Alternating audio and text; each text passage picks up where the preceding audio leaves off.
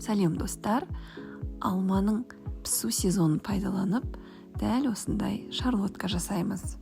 Ең алдымен мен парақшама тіркеліп кетіңіздер. Өте қарапайым заттардан және де оңай жасалынатын пирогтардың бірі. Бізге бөлме температурасындағы жұмыртқа, қант, лимон шырыны, тұз, онымен разрыхлитель және де алма қажет. Ыдысымызға жұмыртқаларымыздың барлығын салып, жарты шай қасықтай тұз салып, миксердің көмегімен араластыра бастаймыз. Жұмыртқамыз араласып кішкене көбіктене бастаған кезде қантты сала бастаймыз.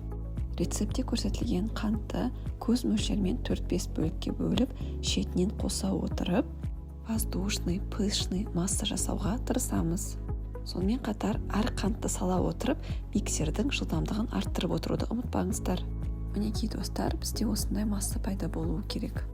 Енді онымен разрыхлительді жақсылап араластырып, 2 бөлікке бөліп, ситадан өткізе отырып қосамыз. Миксердің төменгі жылдамдығында немесе лопатканың көмегімен араластырып, қамырдың воздушный массасын сақтаймыз. Достар, пирогтың толық рецептісі описание бөліміне жазылған. Алманы қалауларыңызша турап, бетіне лимон шырынын салып, жақсылап тұрып араластырамыз. Одан соң 1-2 үлкен қасықпен ұн немесе кукуруз крахмалын қосып, жақсылап тұрып араластырамыз. Сонымен біздің салмамыз дайын. Енді қамырымызға салмамызды салып, силикондық лопатканың көмегімен астынан үстіне кішкене ғана араластырамыз. Формамызға пергамент қағазын төсеп, қамырды саламыз. Менің формамның диаметрі 26 см. Пирогымыз піскен кезде беті біркелкі түзу болу үшін дәл видеодағыдай жасаймыз.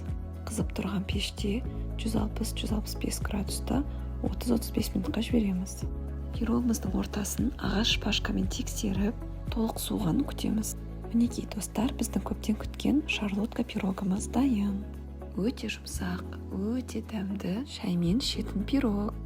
Видеоны соңына дейін көргендеріңізге көп-көп рахмет. Міндетті түрде жасап көріңіздер. Барлық сұрақтарыңызға комментарий бөлімінде жауап беремін.